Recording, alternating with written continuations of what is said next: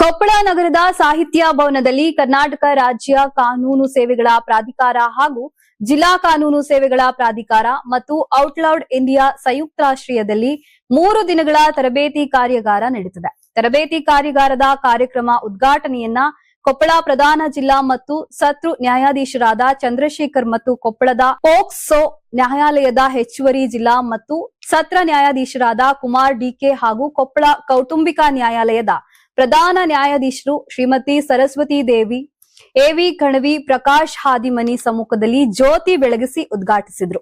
ಇನ್ನು ಅಂಗನವಾಡಿ ಕಾರ್ಯಕರ್ತರು, ಪತ್ರಕರ್ತರು, ಸಾಮಾಜಿಕ ಕಾರ್ಯಕರ್ತರು ಸೇರಿದಂತೆ ತರಬೇತಿಯಲ್ಲಿ ಸುಮಾರು 244 ಜನ ಸ್ವಯಂ ಸೇವಕರು ಭಾಗಿಯಾಗಿದ್ರು.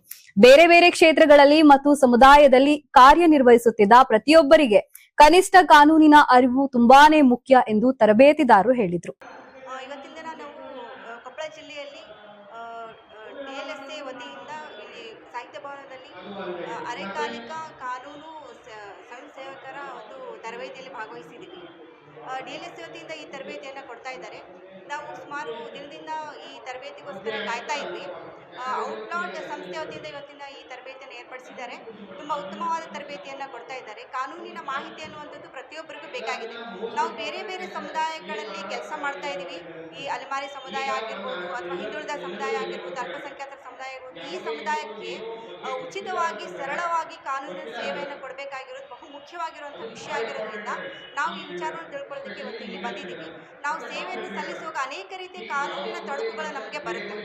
ಅದೇ ರೀತಿ ಸಾಕಷ್ಟು ಸಮಸ್ಯೆಗಳು ಬಂದಾಗ ಯಾವ ಸಮಸ್ಯೆಗಳಿಗೆ ಯಾವ ಕಾನೂನಿನ ಆಧಾರದಲ್ಲಿ, ಯಾವ ಪರಿಚಯದ ಅಥವಾ ಯಾವ ಒಂದು ಆರ್ಟಿಕಲ್ನ ಅಡಿಯಲ್ಲಿ ಅವರಿಗೆ ನಾವು ಸೇವೆಯನ್ನು ಕೊಡಬೇಕು ಮತ್ತು ಈ ಸಮಸ್ಯೆಗೆ ಯಾವ ರೀತಿ ಪರಿಹಾರವನ್ನು ಕೊಡಬೇಕು ಅನ್ನೋ ಒಂದು ನಿಟ್ಟಿನಲ್ಲಿ ನಮಗೆ ಒಂದು ತರಬೇತಿ ಅವಶ್ಯಕತೆ ಇತ್ತು.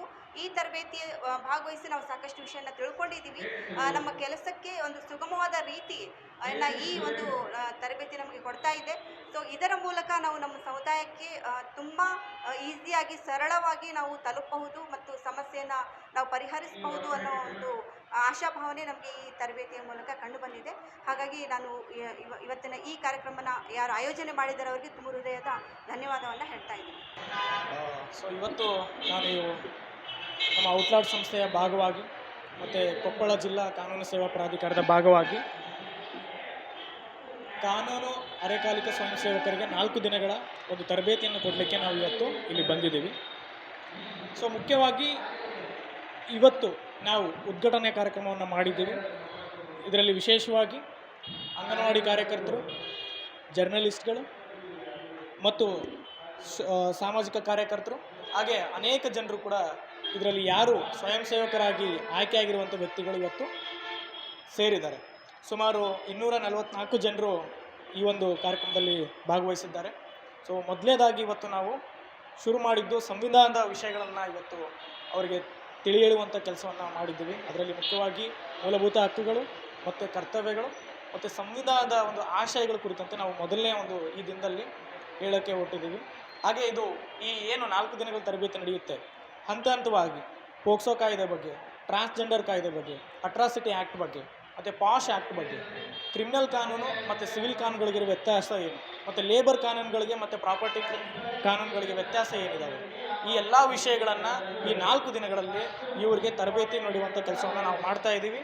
ಸೊ ಇದನ್ನು ಎಲ್ಲ PLVಗಳು ಸದುಪಯೋಗ ಪಡಿಸಿಕೊಂಡು ಅವರವರೊಂದು ಹಳ್ಳಿಗಳಲ್ಲಿ ತಳಮಟ್ಟದಲ್ಲಿ ಕೆಲಸ ಮಾಡಿ ಸಾಮಾಜಿಕ ನ್ಯಾಯವನ್ನು ದೊರಕಿಸಿಕೊಡ್ಬೇಕಂತಂದೇಳಿ ನಾನು ಈ ಸಂದರ್ಭದಲ್ಲಿ ಕೇಳ್ಕೊಳ್ತಾ ಇದ್ದೀನಿ. ಅಂತಾರಾಷ್ಟ್ರೀಯ ವಾಣಿಜ್ಯ ಮೇಳ 2026 ಫೆಬ್ರವರಿ 6, 7, 8ರಂದು ಬೆಂಗಳೂರಿನ ಅರಮನೆ ಮೈದಾನದ ತ್ರಿಪುರವಾಸಿನಿಯಲ್ಲಿ ಆಯೋಜಿಸುತ್ತಿದೆ.